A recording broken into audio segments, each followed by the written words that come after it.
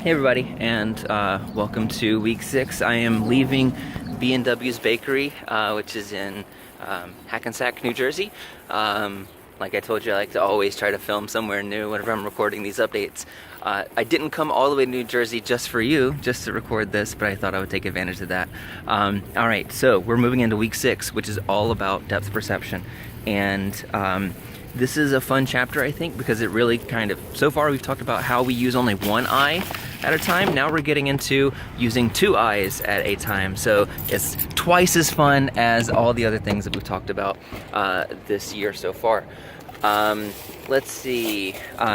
Be sure to check out the quiz and the discussion. The ones for chapter 5, they're going to be due. That are going to be due this Sunday before midnight, as it always is.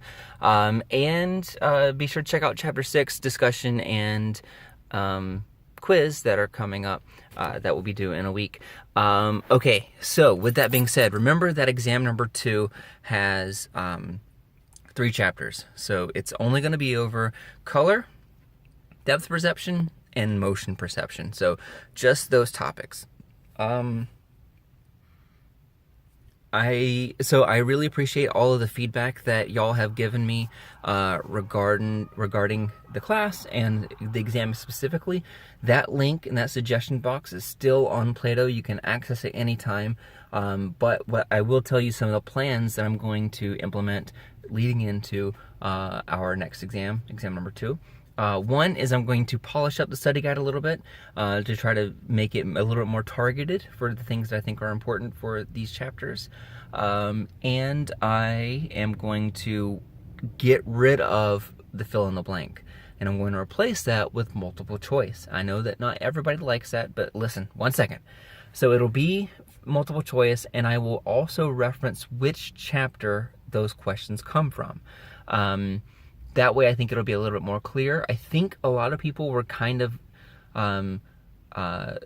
getting a little bit hung up on the fill in the blank because some of those things can be kind of tricky, and that eats up time that you would have otherwise used for short answer.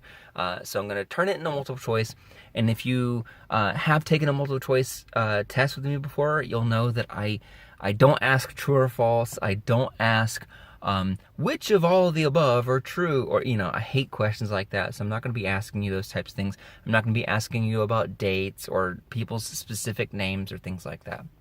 So, so that'll be exam number 2. If you have any questions though, let me know, because we still have another week before that, before we really have to start, getting ready to take the exam.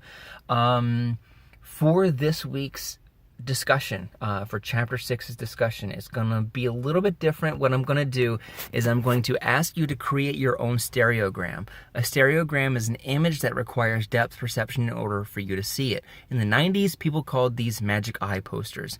So there's a link that you'll get to choose. You click through it, you create your own stereogram, you just copy it and you paste it into your post. You don't have to write anything, don't tell anybody what it was that you made, and then when you're replying to other people, I want you to look at their posts and see if you can find the hidden image in their stereogram. So I think that'll be kind of fun, and maybe a little bit of a treat after last week, which is kind of detailed when you start talking about how those Enchroma glasses work, and that can be kind of confusing. So I feel like this will be more fun than that. In terms of the Enchroma glasses, a couple of things that I saw a lot in the discussion boards. For Enchroma, if somebody doesn't have color blindness, so like myself, I'm not colorblind.